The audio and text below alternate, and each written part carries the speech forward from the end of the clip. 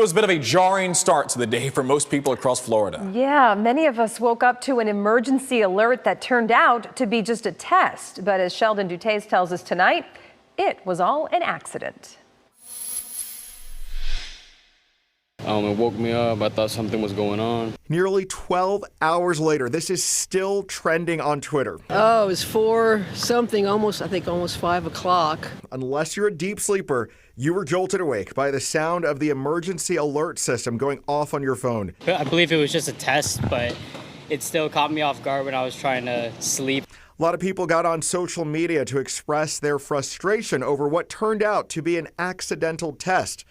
The state's emergency management tweeted a few hours later apologizing for the emergency alert, saying it was supposed to go out on television and not disturb people who were sleeping.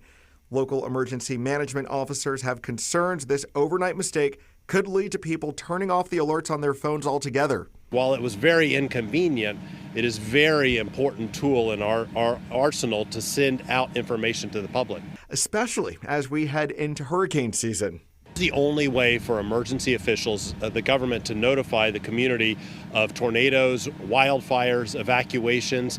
This is our one way of getting information to the public. And so this was just like the icing on the cake.